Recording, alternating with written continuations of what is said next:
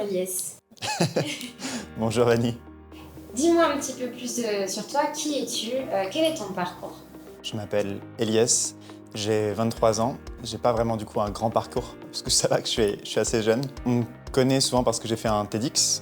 À part ça, j'ai fait des études en sciences du langage et j'ai une entreprise avec deux branches. Une branche dans le jeu de rôle et une branche dans l'accompagnement où on fait aussi du coaching et du coup aussi l'éloquence. Ok. Tu m'as parlé de deux points intéressants que j'aimerais bien reprendre. Le TEDx. Je pense que c'est pas donné à tout le monde de participer à un TEDx. Est-ce que tu peux nous en dire un petit peu plus? Oui, carrément. J'ai une qualité qui est assez rare, c'est avoir beaucoup de chance. Quand j'avais commencé du coup mon entreprise, je faisais du bénévolat. Donc dans les différentes résidences étudiantes, je faisais faire des parties de jeux de rôle à des étudiants isolés. Et à force de faire ça, j'ai reçu un appel d'un monsieur très gentil qui m'a dit hey, il faut que tu fasses de l'entrepreneuriat. Et à ce moment-là, j'avais dit non parce que je faisais juste du bénévolat.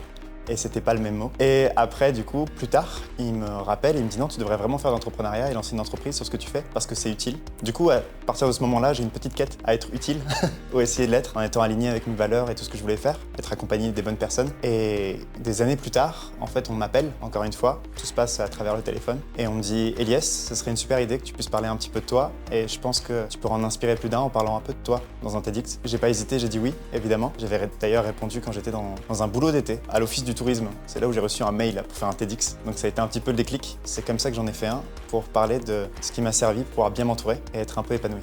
Ok.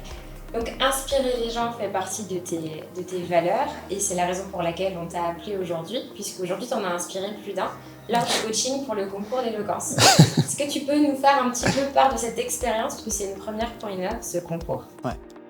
C'est une folie. Je trouve ça super en fait vraiment de pouvoir réunir autant de gens différents sur un même sujet et les voir s'exprimer. Mon but en fait c'est pas réellement de leur faire des exercices pour qu'ils deviennent éloquents. En fait ils le deviennent naturellement.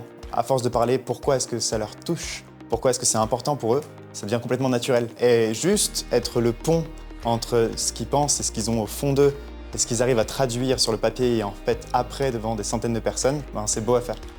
Donc tu as vu une réelle différence entre le début des séances de coaching vers octobre et aujourd'hui à 2 jours de la finale? Carrément, ouais. On peut voir la différence de plein de façons différentes. On peut le voir même aux questions qui se posent. Au départ, ils se demandaient pourquoi est-ce qu'ils étaient là, certains. Et au final, c'est ceux qui sont là à la fin et qui se demandent pourquoi est-ce qu'ils stressent et pourquoi est-ce qu'ils sont aussi heureux de pouvoir partager leur message. Ouais, une vraie différence. Oh waouh! C'était ultra court, trop bien. Merci beaucoup.